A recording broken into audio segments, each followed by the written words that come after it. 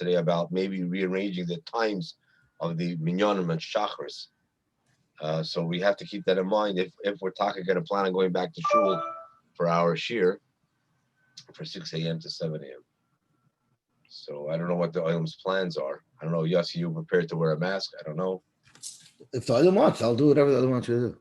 So okay, now we're still going to have the Zoom anyway because not everyone's going to feel comfortable coming, and there's always going to be people that will be in quarantine, so we'll have to have it two ways.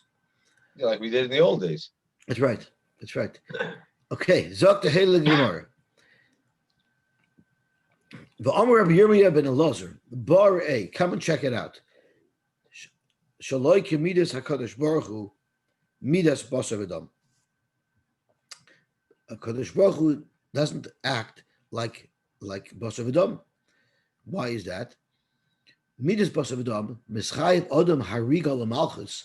If someone is chayiv in capital punishment, they know he's going to curse out the king and he's going to curse out the government and he's going to bring bizoynis to the government. So they put a gag into his mouth.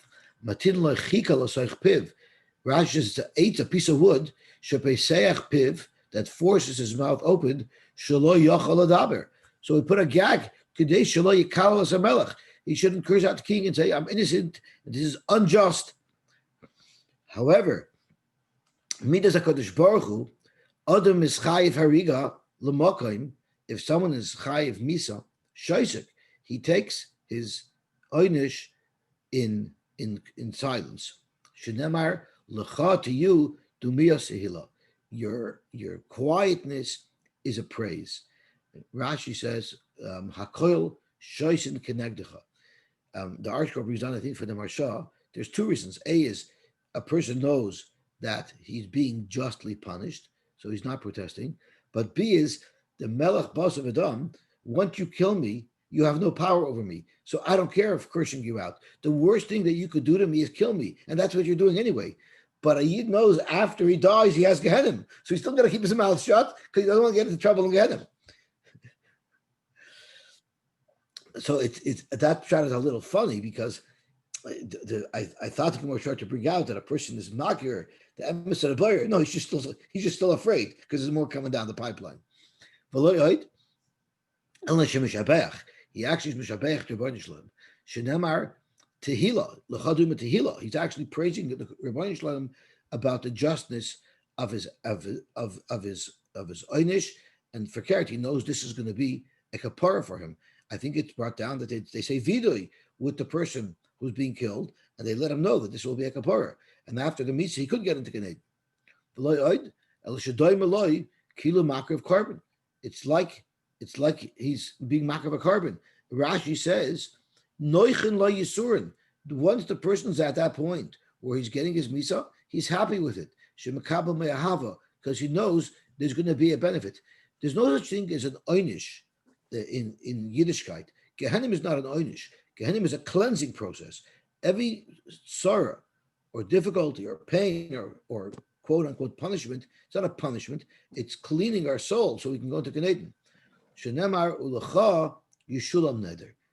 Rashi says at the end of that pasuk, oishadumiyah, that silence, shu daime be yisurin, daime loy kishilam neder. It's as if he's paying off a neder. It's as if he's bringing a carbon. Hainu, daime Shubin Levi. That's what Shubin Levi said. My dechsiv oivrei be'emek habacha. Those who, now this pasuk, I'll touch it with its pshat, but the Gemara is going to darshan it in a radically different way. Oivrei be'emek habacha, those who walk in the valley where bacha trees grow, ma'ayin yishasu, those people who pass by will make it into a well. Gam bracha is yatem, and its rain will also bring it bracha. So the Gemara darshans the pasuk. Oivrei, the darshan emek habacha is gehenim. Oivrei elu b'nei adam she'ovin al ritzonei shel HaKadosh Baruch Hu. These are people who are over on the Ratzon of Hashem, and that's why it's called emek habacha, because they go to gehenim. Emek shemamikin lahem gehenim habacha sheboichin. They cry there. Umayridin d'moyos kima ayin shel shitin. The sheeting were the holes, the pipes that were drilled below the mizbeach, the Beis Hamikdash, that when they poured the sachem of yain of water, it went down to sheeting, and it went down into Shiloh if it went to the bottom of the mizbeach, if it was a reservoir there, or if it just went down all the way to the center of the earth. Gam brachas yatem moira. So the Gemara dashes this part of the pasuk is shematzdikin aleim esadin. The victims, the people who are in Gehenna, they already realize that what's happening is good for them. V'aimim lefanov, Rebbeinu Shalom, yafa danta. You judged well. Yafa zechisa. Those who you said are innocent, was your judgment was righteous, was just. Yafa chayafta. The yafa tikanta Gehenna l'Rishonim. And you rightfully, and Yafa is a notion of beauty, you beautifully set up Gehenna l'Rishonim. I guess at that point, the Neshama realizes that Gehenna is good for them. And of course, Gan Eden l'Tzadikim. So you're telling me that the Rishonim are very repentant in Gehenna, and they're accepting of their fate, knowing that's best for them. Well, we have a pasuk that seems to contradict that. Any v'amar Shimon ben Lakish Rishonim afilu al pischa shel Gehinnom einem chayzim b'tshuva. Even when they're right by Gehenna, they still don't do tshuva. They remain defiant. Shenemar v'yatzu v'ro b'prigrei hanoshim hapoishim bi. You're going at the dead people who are presently being poishim bi. Sheposhu lo nemar. It's not their carcasses of people who defied me in the past.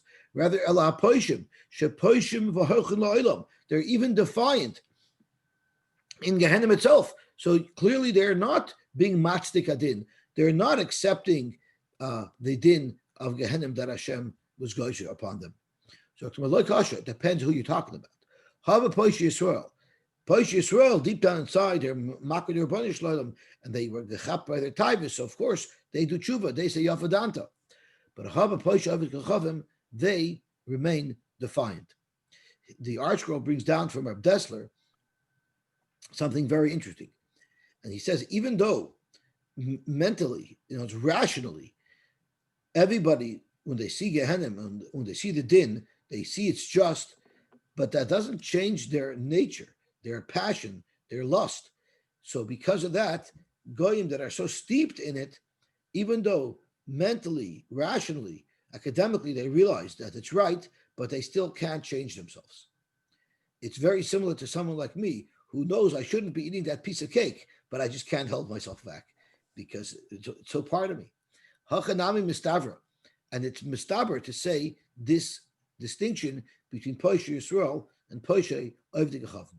Dimkain, if you wouldn't make this distinction, Kasha de Rish Lakish, we would have another contradiction between two things that Rish Lakish said.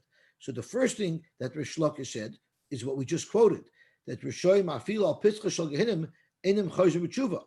But Rish Lakish said something else. Dam Rish Lakish, Poshe Yisrael, ein or Gehinnom shelatis behen. The or of Gehinnom will not even be shoyed on them. Kal v'chomer mi mizbeach hazov, and we have a kal v'chomer from the mizbeach hazov. What's the halacha by the mizbeach hazov?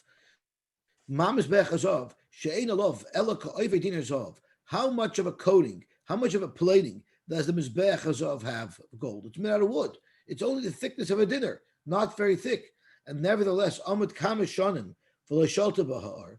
Never, after all the years of its use in the Beis Hamikdash, did the fire rub out the gold and actually singe the wood of the structure of the Mizbeach Hazov.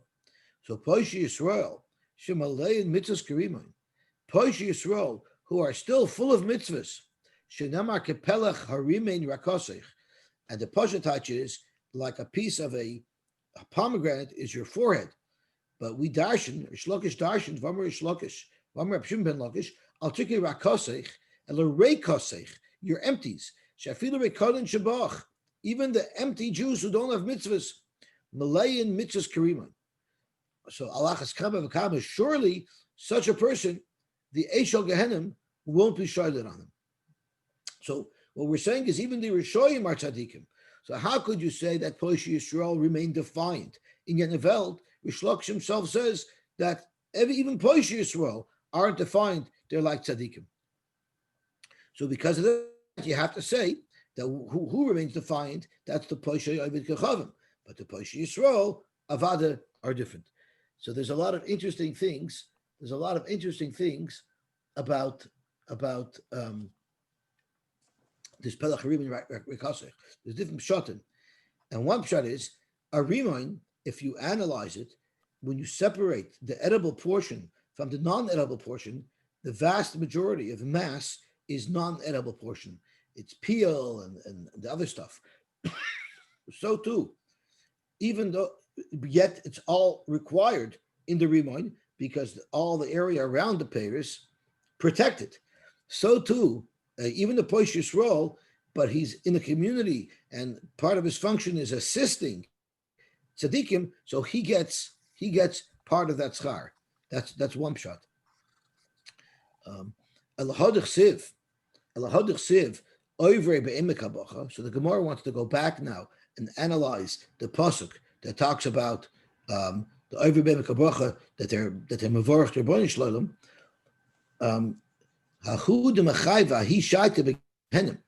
What we're saying is the pasuk is over b'mekabacha. They're going down into Gehenna. But the problem is if we're saying that they're malay in mitzvahs karimon and the Gehenna is not shoyed in them, but the pasuk does say over b'mekabacha shemamikalam Gehenna shabayichinam reading demoy. So you see they do go into Gehenna. So how could you say that the Gehenna is not shoyed on them? Zok to Gemara, I'll tell you what happens over there. Sure, they were condemned for Gehenna, but they don't go into Gehenna. Because Avram Avinu comes, umasaklu, and takes them out of Gehenna. Umakabalahu, and he accepts them in. Bar mi Yisrael shabal abas avoidis ovid kacham.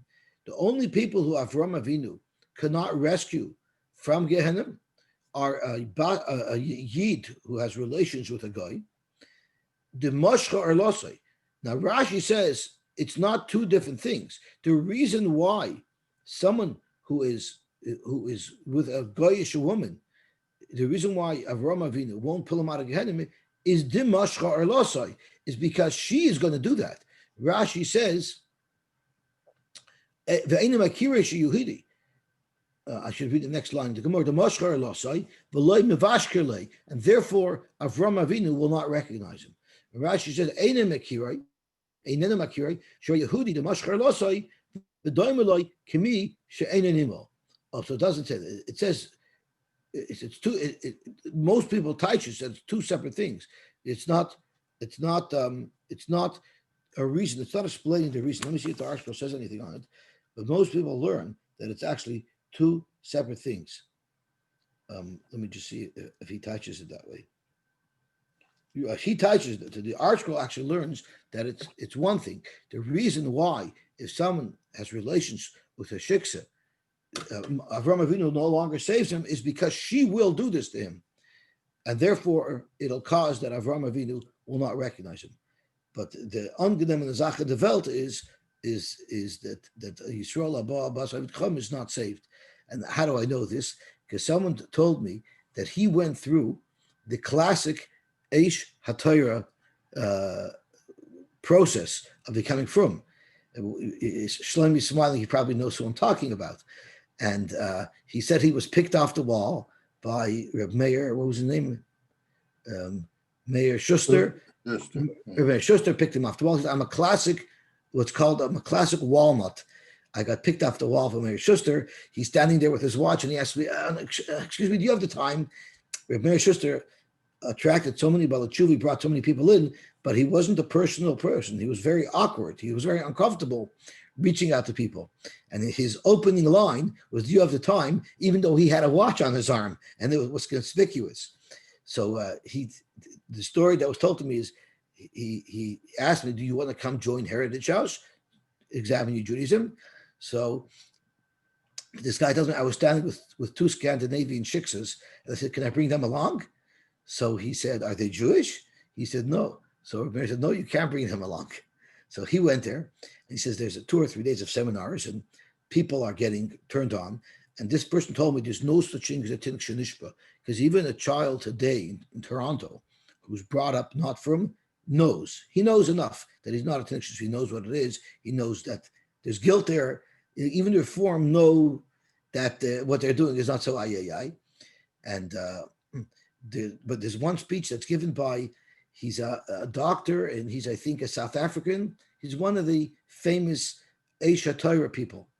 Do you know the names of the people in Aisha Torah? One of the famous guys. I'm sorry? I cannot hear. So he's one of the famous Aisha Torah people. We know his name. If David, if you're talking, Tats? it's Akiva Tats. That's right. So Akiva Tats speaks to them in his very dry South African accent, and he says that he says over this Gemara, he says, anyone who did any Avera up until now, don't worry, Avram Avinu will pull you out of Gehenna. He says, unless, so first he's talking about how horrible Gehenna is, and everyone's all like, and then he says, but don't worry, Avram Avinu will take you out of Gehenna. And all of a sudden it's audible, you actually hear it, you hear a gasp, phew, the communal, phew. And then he says, unless you were with a goita, and then everyone gasps, and then he says, but if you didn't know, then you could do tshuva. And then there's an audible gasp, and then he says, and now you know. And then they're trapped. And that's the point of no return in the Aisha Torah seminar that attracts the Baal Tshuva. So they sort of trap you in.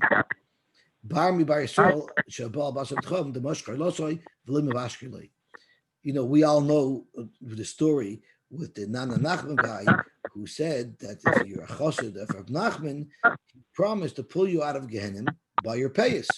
So Lutzvak told him, why do I need Rab Nachman to pull me out by my payas? Avram Avinu pulls me out. So the Breslover tells him, you tell me where you would rather be pulled out of Gehenna from, by your payas or by your bris. I rest my case. But then my favorite story is a story that Rabbi Felder once said over about Yankel, who was very stressed out and he needed a vacation. He was a very yeshivish guy, always wore his black hat and his jacket, frumped, but he was so stressed, he needed a vacation. He decides that he's going to Bermuda for a week. So he gets on the plane like a yeshiva man. Once they're at a cruising altitude and the pilot turns off the seatbelt sign, he goes into the bathroom, and 5 minutes later, a new person emerges. Cool shades, Bermuda shorts, I forgot what the name of that shirt. Those Hawaiian shirts. For the next week, I'm not Yankel anymore. I'm Jake. And he sits down, enjoys the rest of the plane ride. The plane lands in Bermuda. He gets his luggage. He's reaching out over the curb to attract a taxi, and this truck drives by, knocks him down. He splatters into 5,000 pieces all over the pavement. And he looks up to Shemaim and says, Hashem, I didn't even do one Aver yet. And the Baskel comes out from Shemaim and looks down and says, Yankel, is that you? I didn't recognize you. So Rabbi Feld was trying to bring out that person has to be a Yid wherever he is. He can't have different identities. Yosy, you told me that story at least 25 years ago. I repeat it constantly. I didn't know it was from Rabbi Felder. It was Rabbi Felder. Yeah. I heard it in Rabbi Kersner, and it wasn't Bermuda, it was Las Vegas. The truth is it happened in Las Vegas, but I couldn't say it over because what happens in Vegas stays in Vegas. So I had to say it over from a different location. Okay, so up to Haley Gemara Viter. I hate to throw cold water on the party, but I know we're. Yes, I think you got to mute everybody. Is Chaim Tzvi talking? I think Chaim Tzvi's talking to us. Yeah, I'm trying to talk to you. Can you hear me now? Now I could, yeah. Yeah, I hate to throw cold water on the party, but Yosy Zalman, I'm sure you're going to come to a Gemara where you're going to teach us that if a man wants to do an Aveira and he cannot control himself, he's supposed to take off his yarmulke and look like a goy. That's true. And he might get zapped. And he might get thrown into 10,000 pieces. That's right. So he did a mitzvah. I hear you. All right. Yeah, he did a Durabanan. I hear what you're saying. He's supposed to do that, but he still might get shot. Okay. Rabbi Elephant spoke out that there's a Gemara that says somewhere that every day a Baskel comes out and says, Oy la me'al boine shel Torah. And I guess the purpose of that Baskel is to encourage people to come and do tshuva. Oy la me'al boine shel Torah. The problem is, if no one hears it, what good is the Baskel? So he brought down from somebody that the Baskel is not heard by our bodies. It's heard by our neshamas. And very often, it happens to everybody, they get to hear tshuva. People get a sudden inspiration. They don't know why, but they're suddenly inspired to do tshuva. They're suddenly inspired to come back. And it's that inspiration that it's triggered, unknowing to them, subconsciously, that's triggered by the Baskel. And that's the Malay Mitzvahs Karimon, because we're constantly having Hurhei Tshuva from this Baskel that bring us back. Zok Gemara weiter. Maska Flor of Kahana. Hashtu the Amrit, Hapoishim, the Poshi Azli. Now that you want to learn that Hapoishim means currently, even when they're entering Gehenim, they're still defiant. El Mayata, Tichsiv Hamoitzi V'Hamala, the Masik Udamapiku. When I was preparing, I didn't even notice this Gemara. So let's hear Rashi. Hamoitzi v'amala, hamoitzi escha me'eretz Mitzrayim, v'chein hamala me'eretz Mitzrayim. So does that mean the masik udamapiku? Does that mean that he's doing it right now? Ela the asik v'apik. It doesn't mean that he did it in the past. Hachanami the pashihu. It means that in the past they were over Averis, but Avada now they're not defined. So he disagrees with Rish Lakish's version that they remain defined even as they're faced with Gehenim. Rather, he says it's referring to Averis they did in their lifetime.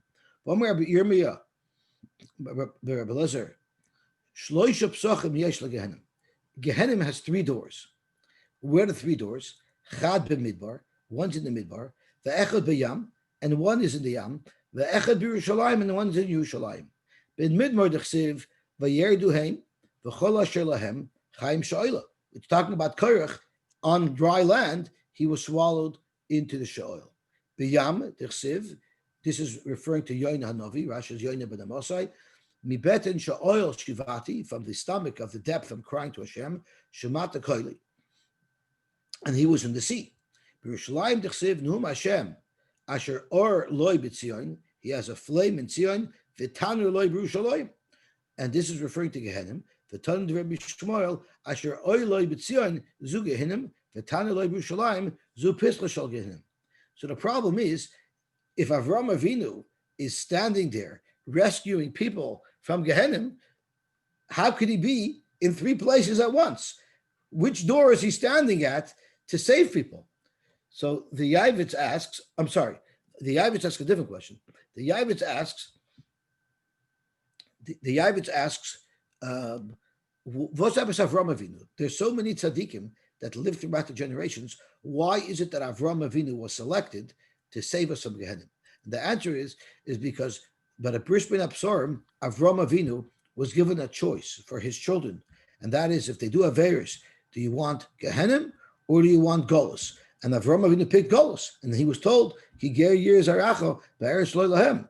So Avram Avinu has the right to come and save people from Gehenim, because he could tell Hashem, we selected Golus. We have Golus, that's going to be instead of their Gehenim.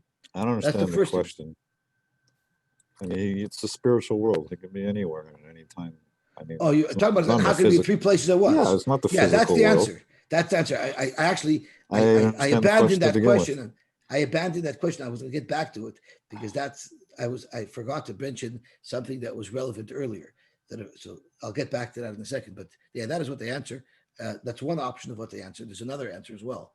So the Kloisenberg Rebbe asks, Vos epis the bris milah. So the Kloisenberg Rebbe answers, throughout the generations, Jews have been identified by their bris. Sometimes when they wanted to know, is this person Jewish or not, to kill them, to persecute them, they check by their bris. We're identified by our bris. Many people who don't hold of anything, they give the child a bris because that defines Jewish identity. And therefore, the mere fact that a Jew has a bris means that he's identifying as a Yid. That schus in and of itself, that a person is identifying as a Yid, that in and of itself makes him worthy of being saved. So getting back to the question, What of about the all three the goyim doors. these days that have a bris? I'm sorry. What about all the goyim these days that have a bris? Well, they have a circumcision. I don't know if they have a bris. I'm not sure how it works. So everyone can tell the difference. Yes, he must If it was be able bris, to. if it was bris kodesh or not. He must be able to. Otherwise, it'd be a whole lot of Muhammad's in Gan Eden. And then we would probably want to move out to Gehenna anyway. And how do you deal with the women? I'm not sure. I'm not sure. I'm not sure how we dealt with them. But at Well, least because it's a man's the world. women The women usually do deserve something. to go to Gan Eden. Right. That's right. They're not there in the first place. Right. They don't need to be saved. No, don't the Muslim women do something? What's it called again? FGM. What- Yeah. Okay, so going back to the question, how could Avram Avinu be in three places at once? Well, the answer is like what Duvi says. It's spiritually. Like, look at, it's known that Pinchas is at every bris. Well, there's a lot of concurrent bris all over the world. How does Pinchas get there? The same way Pinchas gets there, Avram Avinu gets there. But someone else said, the Imre Emes. The Imre said, these doors, they're not parallel doors. They're in series. You have to go through three doors. There's three filters that you have to go through till you can get into Gehenna. So Avram Avinu stands in front of the path to stop you from getting into the doors, but there's three doors. And the reason why there's three doors is because, we'll get there in a second why there's three doors. But Rab Shach has a beautiful thought. Rab Shach says, what does it mean the Pesach Shegenim is everywhere? He says, don't think that only if you're out on the street doing bad things, that's where the Pesach Shegenim is. In Yerushalayim, you could be in the Besmedrash, and there's plenty of ways to get into Gehenna while you're in Shul. There's so many affairs that you could do. In Yerushalayim, in the Mayim, when you're in the Mayim of Torah, wherever you are, there's an opportunity to be able to earn yourself a very nice place in Gehenna. So one must be very wary of wherever he goes, always to be on guard, not to let himself, chas v'shalom, be sucked in to a Pesach Shegenim wherever he is. Are there only three doors to Gehenna? There are more doors to Gehenna. V'amr Rab Miriam, Amr Rab Yeshua ben Levi, V'amr Latana, Rabba bar Miriam, B'devei Rab Yochanan ben Zakkai, Shnei Tmoros Yesh B'gei ben Hinon. There were two date palms in area in Yerushalayim called Gei ben Hinon. Isn't that the area just south of the old city? Yeah, I think it is. Yeah, and now it's Silwan, so it's literally Gei ben Hinon. V'oila Osham ibneim, and there's smoke that comes out from between these two trees. V'zuhi sheshaninu, and this is the Mishnah that said, Sine har barzel kisheros. If you get a lulav from there and you get out alive, those lulavim from those trees are kosher. V'zuhi Pesach shel Gehenim, and this happens to be the Pesach of Gehenim. Even when you're in the middle of buying your Abraminim, you can find an entrance to Gehenim. Zok Gemara, that doesn't necessarily mean there's a fourth door. Dilma Hainu Yerushalayim. Maybe that is the door that we were referring to earlier. That's the door of Yerushalayim. That's the door in Yerushalayim. Amr B'Shum Ben Levi, Zayin Shemesh Yesh Gehenim. Gehenim has 7 different names.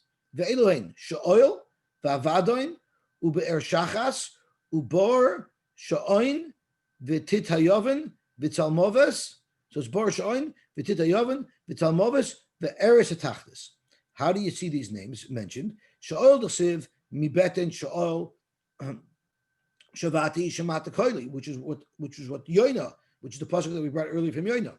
Avadin d'chsiv hayisuper bakever chastecha emunascha ba'avadin ve'shachas d'chsiv ki leisazav nashi l'shoil l'sitin chasidcha l'reshochas ubor sha'oin v'titayovan d'chsiv hayaleni mibor sha'oin mititayovan v'tzalmoves which we say by Kaparis, the Eretz HaTachtis. What about Eretz HaTachtis? That we don't have a pasuk for. That's Gemara, who that we just know from Kabbalah. That's a name to reference Gehenim, but it's not mentioned anywhere in the pasuk. Are there no other names mentioned in Tanakh for Gehenim? Vika Gehenim. No, Gehenim, believe it or not, which is the word we use, isn't actually the real name. It's a descriptive term to describe Gehenim. It's gay shamut. It's a deep depth. Shakol yored law. Everyone goes there. Al iske Hinam or iske chinam. Now, what this is very fascinating. So Rashi says, Hinam, where is Rashi? Rashi says, Al iske hinam arayis. It's referring to arayis. And it actually refers to the pasuk of Zacharnu es Hadaga when Klal Yisrael was complaining in the Midbar Zacharnu es Hadaga asher achalnu b'mitzrayim chinam. They meant not that the fish was free. When we ate the fish, we were free to have relations with whoever we wanted, and that's something that they wanted to get rid of. But there's another pshat of chinam. They learn that if someone is over an aver because he's in a matzav of taiva, in a matzav of lust, of passion, that Hashem can be moichel. That person will be able to juva and won't go to Gehenna. But once these bad habits and these doing averis become ingrained in a person to the point where a person is doing averis out of rote, not even out of passion anymore, it's just so much part of him, that's the person who goes to Gehenna. In fact, Gemara, va'ika tifta, there's a word tifta that describes Gehenna d'chsiv, ki arach me'esmal tifta, and that's referring to the fact that HaKadosh Baruch Hu created Gehenna before Shemayim v'aretz. Zaktumar, again, that's only a descriptive term. It's not an actual name. Ahu shakoil hamispata b'yitzroi, anybody who becomes convinced by his yitzhara, yipal sham. Now, what about Gan Eden? We talked about how you get it, where the door of Gehenna is. Where's the door of Gan Eden? Our Mishlakish, there's one door. In Eretz Yisrael, if the door to Gan Eden is in Eretz Yisrael, it's going to be Beis Shan because they have beautiful orchards, beautiful pears grow there. So it would make sense that that's the entrance to Gan Eden. However, Beis Shan Pischai, Vim Ba'aravia, if it's in Arabia, then Beis Geram Pischai, which was also a place where beautiful fruit grew. Then Bein HaNaharisu, which is the Nahar Chidekal and Aparos, Dumaskin and Pischai. It will be Dumaskin, and again, beautiful fruits grew there. But Bavel, what if it's in Bavel? Abaye Mishtabach Beperi de Ma'avri Yamina. Abaye said the pears are beautiful on the right side, which logically that's where the Pesach of Gan Eden is. Rav Mishtabach Beperi de Harpanaya. So, there's a famous story with this fellow who got into Gan Eden, and he's sitting there by himself in a big room, and it comes breakfast time, and he hears on the other side of the mechitza that there's a mass of people there, and they're serving up a storm there, fregnish, scrambled eggs, and lox, and fresh bagels. And they give him an old piece of bread. So he says, what's going on over here? He doesn't ask any questions. He's in Gan Eden, who knows? Comes lunch, the same story. Supper, they give him an old scrap of something, and there's a Hasida there. They're chopping up cows there, left, right, and center. There's a Hasida there. So he says, what's going on? He tells the guy. He says, you have to understand, that's Gehenim. I have a lot of customers. You expect me to cook for one person here in Gan Eden? What do you want from me? So they ask Akasha, why is it that Gehenim has 3 doors, yet Gan Eden only has 1 door? How you talking? If anything, Mido Toiva is Mruba Midas Peronius. So there's a couple of different svars that are offered. One is very simple. There's a lot more people going to Gehenna than there are going to Gan Eden. So they need more entrances. But the other pshat was that by Gehenna, we learned earlier, the doors aren't 3 different ways to get in. There are 3 doors in series. You have to pass through 3 doors because you have a greater opportunity to do tshuva. By Gan Eden, you just get right in. And the other reason is because there's a concept of Inui Hadin. Once Bezdin paskins on somebody that he has a certain oynish, Misa or Malchus, they do it right away because it's a terrible torture for an accused or a convicted to wait around contemplating what his oynish will be and knowing that it's coming but not going through with it. So by Gehenna, death row, speedily, that's right. It's like the problem of death row. Exactly. So there is no death row by Gehenna. You go straight to Gehenna. That's why they tell you to go straight to hell. That's not a curse. It's a bracha. Because if you're going to go to hell already, go straight there. You shouldn't have to have the tsar of waiting on death row. So the next time someone tells you to go straight to hell, say, "Oh, I see you hate me, but not that much. You at least don't want me to suffer from Inu Yadin." I see 4 doors to Gan Eden in the Gemara.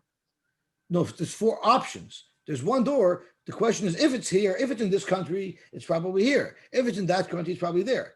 But no one would seem to be sure where it is. It seems people know exactly how to get to hell, but people aren't so sure how to get to Gan Eden. They're just speculating. Okay. Zok the hele Gemara weiter. Uveneim kamolish. So now we're getting back to Eruvin.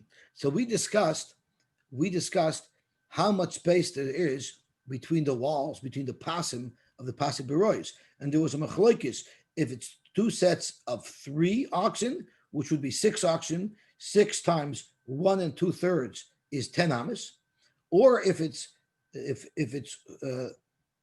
2 sets of 4 oxen, which would be 13 1/3 amma. So frag the Gemara. Pshit, and now the Mishnah also says, Kshurais avaloi mutarais. They have to be tied together, not untied. Frag the Gemara. Pshita, even the Tanalei the Kshurais havu, since the Mishnah says they have to be tied together, anayadinan the levin mutar. So clearly they're not untied. So Gemara ma'udetema Kshurais ke'en Kshurais. It doesn't mean that they literally have to be tied. It just means they have to be standing tight together. Avol mamish loy, but they don't have to actually be tied, which means they wouldn't be as tightly together as if they're tied. They would just be close together. Kamashlon v'loy mutaros, they have to be literally tied together, which really makes them tight, which actually reduces the amount of space we allow in between the pasim. Achas nechneses v'achas yochis. You have 2 sets of bucker going in opposite directions, which increases the size a little bit because there has to be a little bit more room if there's 2 groups of oxen walking in opposite directions. Tana, Rivka nechneses v'Rivka yochis. 1 group of oxen in, which is 3 or 4, and 1 out. Tana rabban kama roish v'ruba shalpar. Now we're saying how far away does the outer perimeter of the wall of this pasibirois, or the imaginary wall, how far away must it be from the bar? So the Mishnah says, roish v'ruba shalpar, there has to be enough space where most of the ox will be within the Rishus HaYachid. So how much is that in measuring units? Shtei amis, it's 2 amis. The chama uvya shal para. And what is the thickness of a para? Because I threw out the number 10 amis, 13 1/3. That's not in our Mishnah. Our Mishnah is giving it in terms of the width of cattle. What is the width of a cattle? So amma ushnei shlish amma. An amma and 2/3 is the width of an amma, is the width of a behema, and if you multiply that by 6, you get 10, and if you multiply it by 8, you get 13 1/3. Shehein ke'eser, they're approximately 10. It's not actually approximately 10, it's exactly 10, and the Gemara is going to jump on it. Why do we say it's like 10? It's exactly 10. Divrei Reb Meir, Rabbi Yehuda Omer kisholosh esrei amma u'cha'arba esrei amma. It's 13 or 14 ammas. Now in Rabbi Yehuda that makes more sense because he holds 13 1/3. That's between 13 and 14.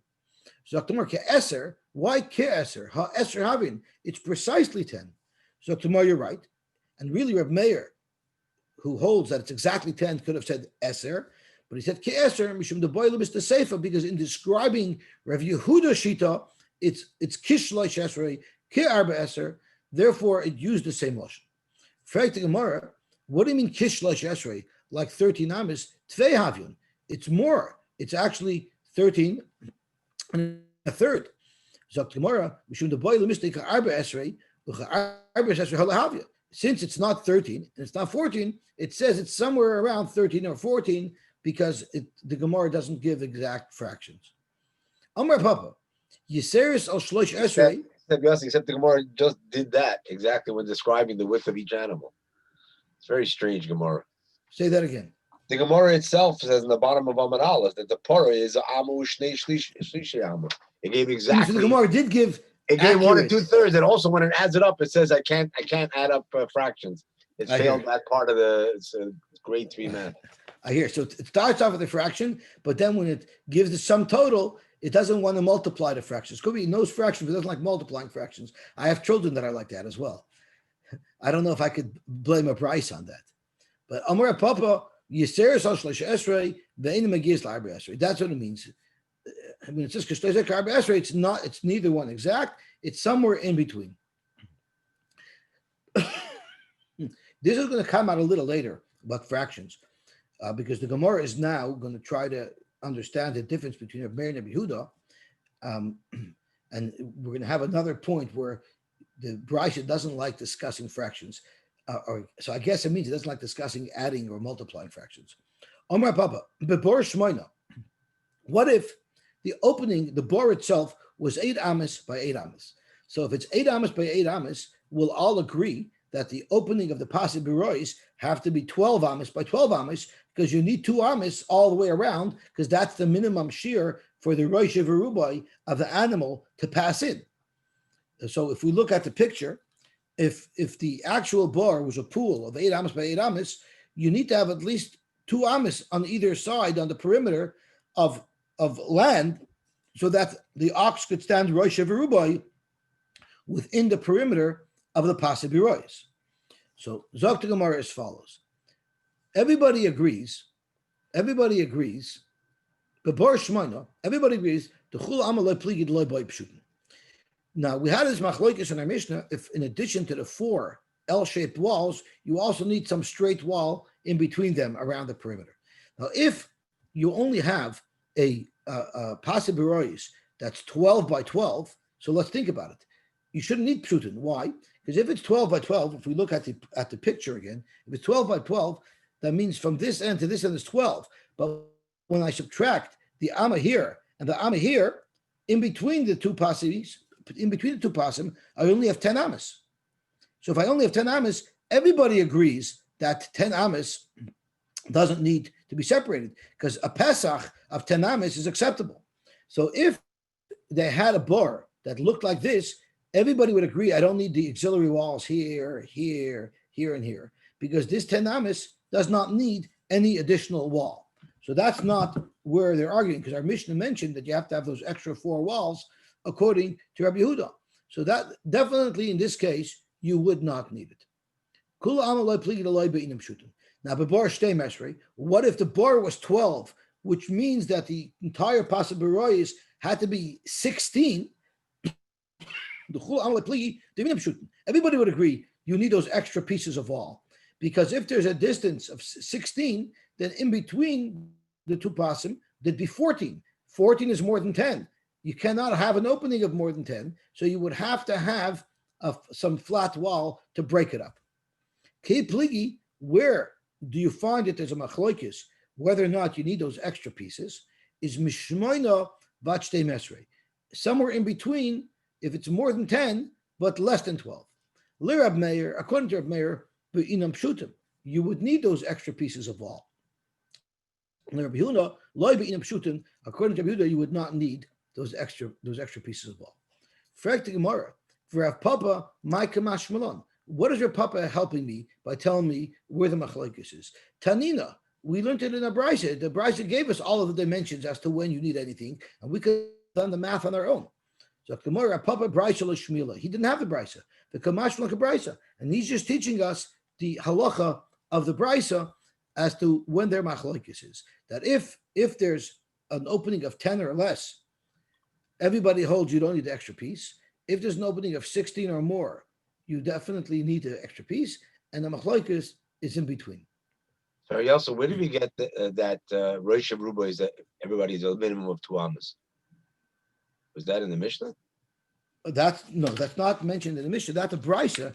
When the brisa is clarifying the Rosh Ruba of the Torah, the brisa tells us that it's. Oh, it was right there. I missed it. Okay. So Tosfos asks the kasha, and I'm bringing it up because we were talking about the Mishnah liking to do math. So the Mishnah says, Tosfos says, everybody agrees that if the bar itself was 12, which meaning the entire perimeter is 16, everybody agrees. So Zok Tosfos have a motel minkat, bebar achas esrei was shlish umashu. If it was 11 and a third and a mashu, also everybody would agree that you need it. But for loydok, again, the Gemara doesn't want to get into the addition of fractions. Let's just see Rashi over here. I feel Reb Meir, if it's only an 8 amma wide bar, even Reb Meir would agree that you don't need those extra pieces.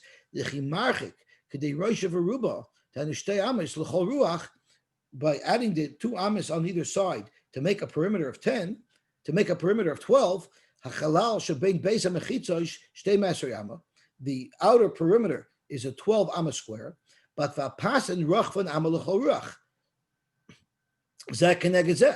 But on all four sides, you have the passing that come in that infringe an amma on the opening on either side, reducing the opening from 12 to 10. Nimsa ben pas lepas, shir pesach eser amis, v'ramer b'achi shari. Everybody would agree that you don't need to have any extra.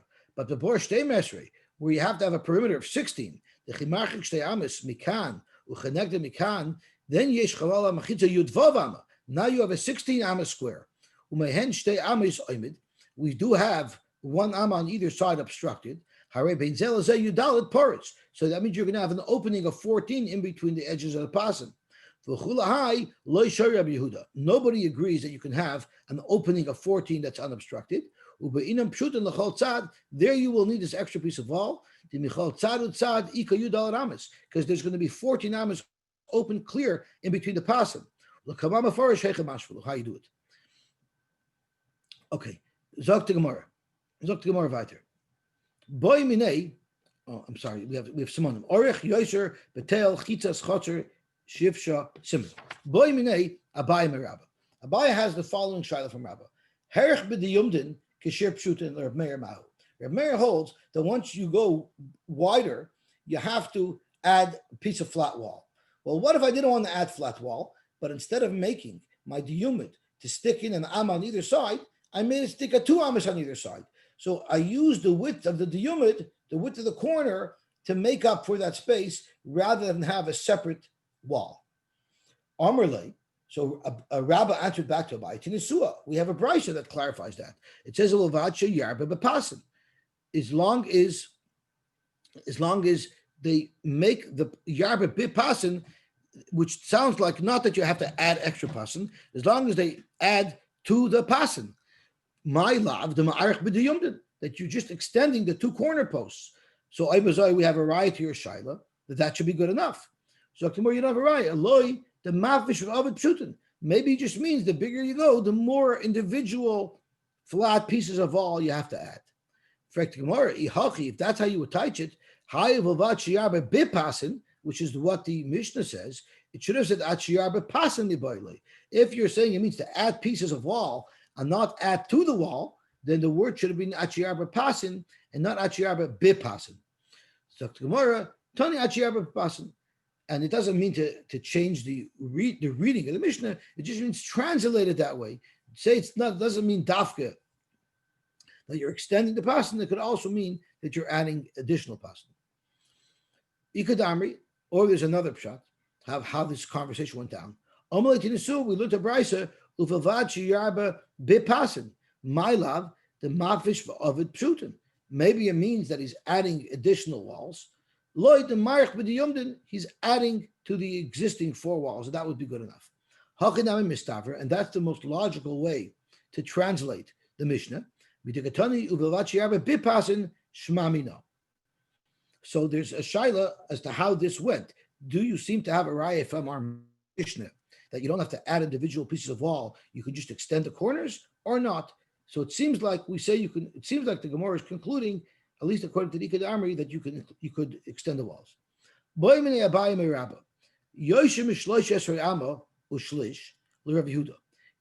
If according to Yehuda that's 8 bakar, so it's 13 and a third. What if you had more space than that?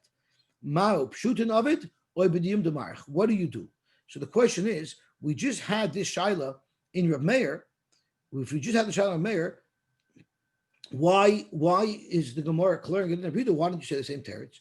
So Rashi tells us, Reb Yehuda, you see, Reb Yehuda doesn't really mention pshutim. So it's more mistaber to say in Reb Yehuda that the yomdin are extending the yomdin are better because Reb Yehuda doesn't normally include these pshutim demisks. So Amalei Tenisua. Rabbi answered, we have a brisa for that as well. Kama hein mekuravim. What is the smallest area? What is the smallest area that you could encompass with the pasibirois, which is discussed in the Mishnah?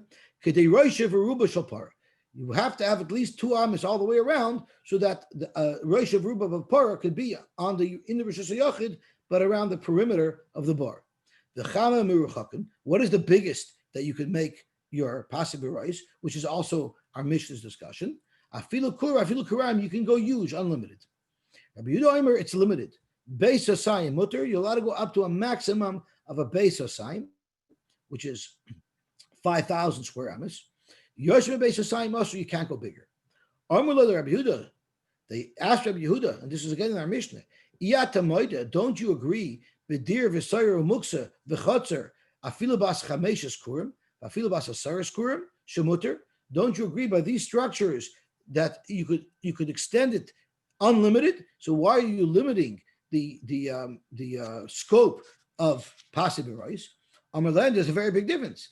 Zumechitza, those items that you listed, the sayar and the muksa, they have real walls.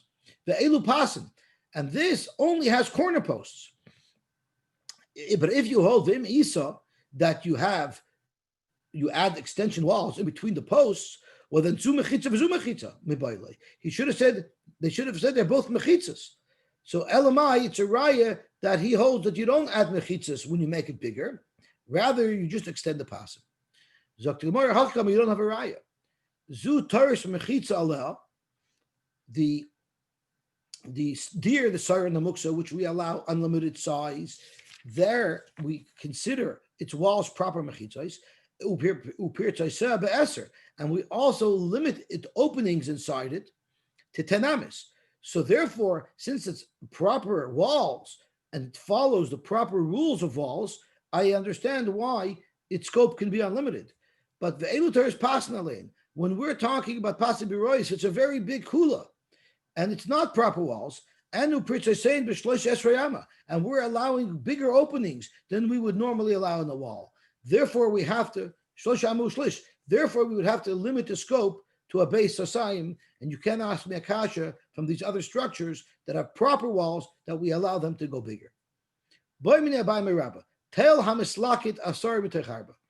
know that if you have a raised piece of property and the incline goes up 10 tefachim within 4 amas, and I believe that the 25% incline, if you have such an incline, that incline actually acts as a wall. So if you have a plateau that has incline on all sides, that would be considered a Rishus HaYochid. And that's why we can use seawalls as a mechitza, even if it's not straight up, even if it's on a diagonal, as long as the incline is that it goes up 10 tefachim within 4 amas. What happens if you had a raised plateau exactly at the location of one of the corners of this pasibirois? Could you treat it like it was a diumid? Because right now it's just a big square, but you could technically carve out the earth and shape it into an L-shaped wall. Amalei too, he said it's a brisa. It's actually a machlokes tanoim. Rabbi Shimon ben Elazar Omer, Evan Murabas. What if there was a square stone exactly in the location of where the yumid needed to be? So Ryan, we look at it this way: Kol shilu techolek, the yesh ba'amalakan v'amalakan. If we would chisel out the stone and take out its inside and leave the L shape, and there would be enough to have an amma on either side, nidim mishum diyumid, then we can use it. V'imlav eini nidim mishum diyumid. Rabbi Shmuel ben Yosy Rabbi Yechim Abreka Amar, a bigger chiddush. Even if the stone wasn't square, it was round. Still, royin kol sheilu techakek v'techolek v'yesh ba'amalakan nidim mishum diyumid. V'imlav eini nidim mishum diyumid. So, b'maikamivically, the first Tana, Rabbi Shimon ben Elazar said, a square stone you chisel out. And then Rabbi Shmuel ben Yosy Rabbi Yechim Abreka said even a round stone. What's the machlokes? We're using our imagination here. We don't have an L shape. We have a square or a circle. So if it's a square, you only need a little bit of an imagination just to take out the center of the stone to create the two straight walls that are perpendicular to each other. But we can't envision not just chopping out the center, but also smoothing out the outside to create a straight wall. That's too much of an imagination. That wouldn't be allowed. So that's what Reb Shimon ben Elazar holds. But Reb Shmuel ben Yosy Rabbi Yechim holds that you can use your imagination to modify what you have as long as you have enough mass. So how does that reflect back on our shaila? Our shaila is we had a hill, we didn't have a wall. So that would require trei royin, because you have to chisel out. You have to look at the mound as if it's a wall, and then you have to chisel it out. So that would be comparable to the Evan Agula, which Rabbi Shmuel B'nai Shor B'Rechem Abrayka would hold that would be good for Pasi B'Royis, and Rabbi Shimon ben Lozer would hold that it's not good. Zok Gemara weiter. Boy mina abai merabba. How about chitzas hakonim? What if I had a row of vertical reeds growing up, kana pachas mishloisha, and each reed was within 3 tfachim of the other reed? So we say lavud. So what if you have an L-shaped wall made out of individual reeds? Nida mishum diyumid oy lav. Amalei tinitua. We have a brayse about that as well. Hayisham ilam. If there was a tree, oy geder or a fence, oy chitzas hakonim. Nida mishum diyumid. So what is a chitzas hakonim? My love, kana pachas mishloisha. So you have often the brisa that says that this type of wall is acceptable. So Dr. Gemara, no. When the brisa says chitzas hakonim, it doesn't mean individual reeds growing up. Gurdisa dekani, it means like a bush where they're all connected at the bottom, and as they grow up, they sort of separate into individual branches. That's much more connected than individual kanim. So that's going to be a good wall. But how do you know that individual reeds growing in that formation? How do you know that would also be a good wall? So tomorrow, ihachi, how could you say that it's individual branches that are connected to one trunk? Hainu ilan, isn't that what an ilan is? The elamai. So what do you want to say? It can't be what I said, and it has to be kana pachas mishloisha. Well, then hainu geder. So that falls into the category of geder where you have individual posts. Elamai is lechameimer. What are you going to have to say? Trey gavna geder. Even though they're both halachically the same, but the Bryce is listing off multiple examples of a geder. That type of formation. Hachanami trey gavna ilon. So therefore, you don't have a raya that these reeds are independent. It's possible that these reeds are all connected to one, and it's just giving me 2 different options of Elon. But individual reeds, we don't yet have a clear brisa that says that it would be a good wall. Ikadamri, there are those who learned that was good for the shaila. When you had a whole bunch of reeds growing out of a single branch, that was the shaila as to whether or not that's considered a good wall. So he said, we have a brisa. Hayisham geder, oy ilan, oy chitza kanim, nida mishum diyumit. My love, good risa dekani. Maybe that's exactly what the brisa is referring to. So kana pachas mishloisha. It's referring to individual reeds that are less than 3 apart. In fact, ihachi hainu geder. That in itself is a geder. Ve'alamai good risa dekani. What are you going to say that what the brisa is referring to is good risa dekani? Hainu ilan. That's exactly what the Brisa said is a tree. Why would the Brisa have to say 2 cases that are identical? What are you forced to say? Trey gavni ilan. There's 2 different types of items that still have the classification of a tree. And the Brisa wanted to list off 2 examples of a tree. Hachanami trey gavni together, I can say this is like a gather. So at the end of the day, you don't have a raya to anything because we could interpret this gather of kanim that the Brisa says as either individual kanim or as the good use of the kani, and therefore you don't have a raya to either one. I guess we could stop here. Shkoyach, Yosy. A good Shabbos, everybody. Shabbos. Are we learning? Should we learn 10 Matzah Shabbos? Should we bring it up to 10 instead of 10:15? Is that too early? I think Shabbos is over like 9:20. I'm game for 10. Okay, so let's do 10 Matzah Shabbos. Is there anybody who cannot make it at 10? Okay, so then we'll make it 10 o'clock Matzah Shabbos, and it's on 1948. Yosy Zalman, Yes. did you ever hear of Rav